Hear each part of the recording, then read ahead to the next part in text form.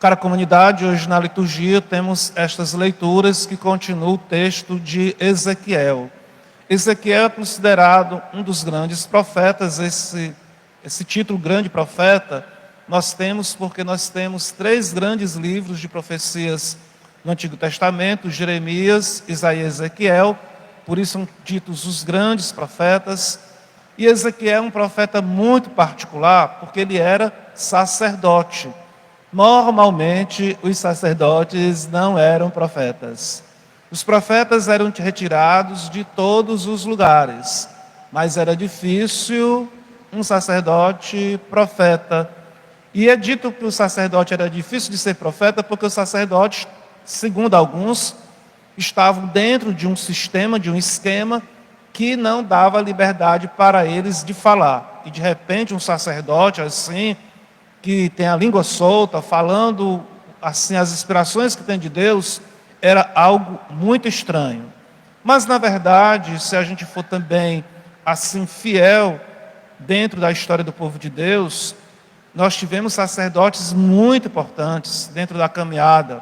Quando foi pelo período do exílio da Babilônia, quando os sacerdotes começaram a perceber que o exército de Nabucodonosor, de fato, iria tomar Jerusalém, que Jerusalém estava em grande risco de ser tomada por outro povo e que eles iriam ser escravizados, corriam o risco de ser escravizados e ser dispersos, porque um povo que era levado para o exílio era um povo que normalmente se extinguia, desaparecia, porque perdia suas tradições, uma parte da família para um lado, as lideranças iam para outro, o povo era condenado à morte. Então, quando os sacerdotes viram que eles corriam o risco de exílio, eles começaram a juntar todas as tradições das tribos, e a nossa Bíblia brota daí. Brota dessa iniciativa dos sacerdotes de recolher as tradições das diversas tribos, para não se perder as tradições que eram do povo. Então, os sacerdotes também tiveram uma importância muito grande para nós, inclusive os textos sagrados, nós devemos muito a eles, dos textos do Antigo Testamento. Mas voltemos então que Ezequiel era um sacerdote. E também era um sacerdote que estava vivendo no exílio da Babilônia. E ele era mais ou menos do mesmo tempo de Jeremias. Jeremias e Ezequiel, eles têm grande importância para o povo de Deus, porque Jeremias em Judá profetizou a nova aliança no capítulo 31. É a famosa profecia da nova aliança de Jeremias que vai dar esperança para o povo de que Deus iria fazer uma nova aliança. E Ezequiel, lá distante, lá na Babilônia, profetizando também essa nova aliança no capítulo 36. Estas profecias eram muito conhecidas do povo judeu, porque eram as profecias que animavam a esperança do povo, a esperança, a caminhada do povo, nessa manifestação da nova aliança. Inclusive, nós católicos deveríamos ter a obrigação de saber dessas profecias de Jeremias 31 e de Ezequiel 36, pela importância que depois se planificou se realizou na pessoa de Jesus de Nazaré. Também aqui nós temos então um momento dessa profecia muito bela, onde Ezequiel vai falar dos bons e dos maus pastores. Mas vocês prestem bem atenção dentro dessa profecia de Ezequiel. Ele começa da seguinte maneira: a palavra do Senhor foi-me dirigida nestes termos. Ele está procurando ser fiel àquilo que Deus lhe disse. Mas esta palavra que Deus disse para Ezequiel, para ele profetizar, ele corre risco de vida.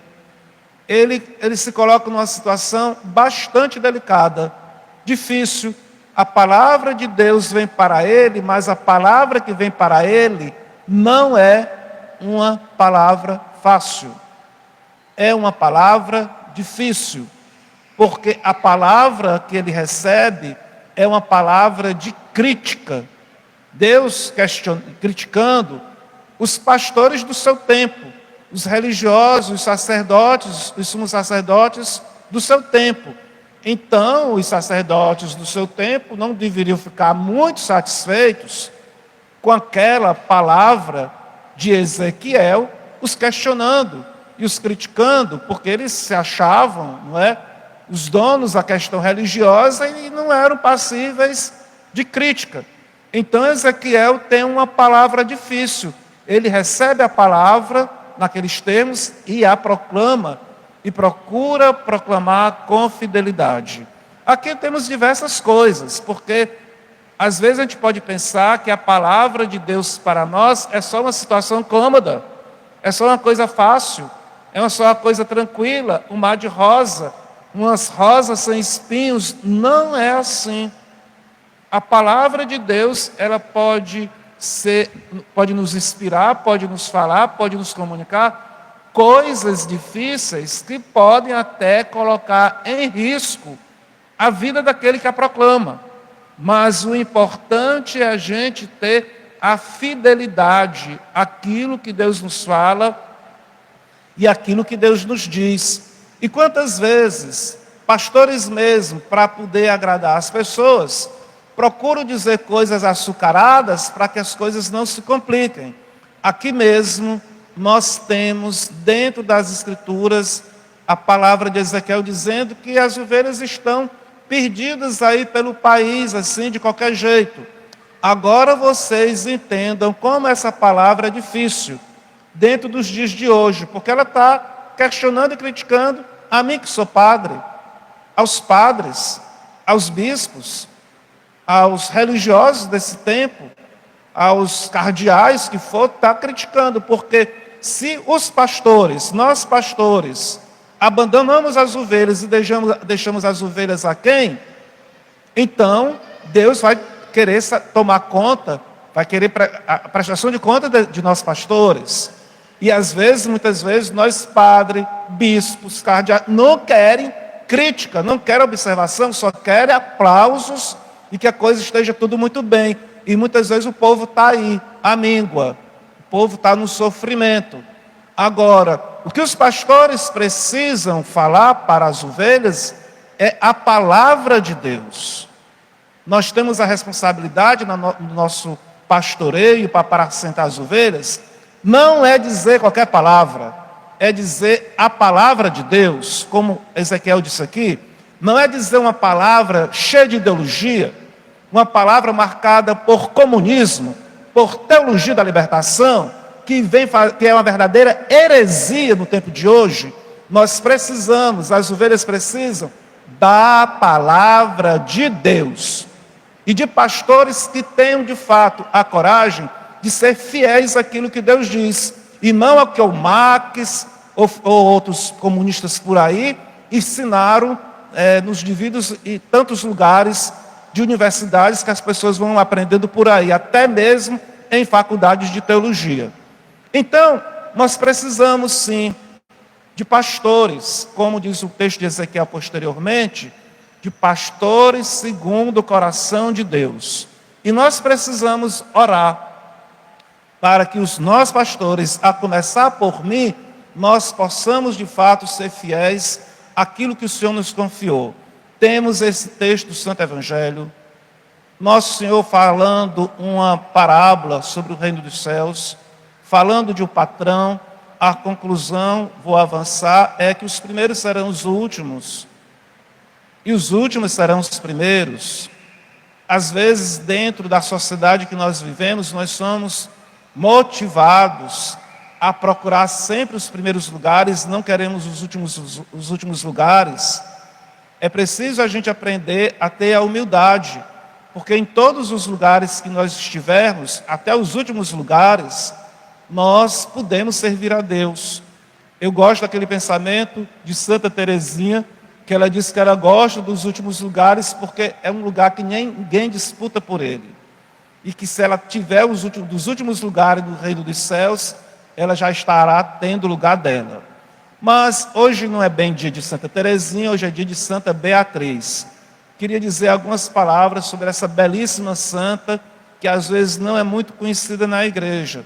Santa Beatriz é de uma ordem também franciscana, de um ramo franciscano contemplativo da igreja. Ela é de 1426, nasceu em Portugal, e de 1492, faleceu na Espanha. Ela era de família real e foi educada para viver na corte. Mas já vivendo na corte, sendo conselheira da rainha Isabel, Isabel teve ciúmes e intrigas com ela. É dito que ela tinha uma grande beleza. Santa Beatriz era uma mulher de uma grande beleza. E isso despertou inveja da rainha, como também a família que também tinha poder dentro das cortes. E a rainha, ela trama uma morte desta sua conselheira, que é Beatriz. Ela resolve colocar a Beatriz dentro de um baú fechado para morrer asfixiada. E 3 dias depois, quando outras pessoas dão fé da sua ausência e ela vai abrir lá o baú esperando encontrá-la morta, ela sai vivinha da Silva. E ela vai contar então um testemunho, que quando ela estava lá trancada no baú, ela invocou Nossa Senhora, e Nossa Senhora apareceu para ela, com as roupas que traduzem depois o hábito dela. E Nossa Senhora apresenta para Beatriz, para Santa Beatriz, no baú, a roupa das concepcionistas da congregação que ela quer que ela funde, em honra à sua Imaculada Conceição. Então as concepcionistas, elas têm uma particularidade de serem ligadas a essa devoção da Imaculada.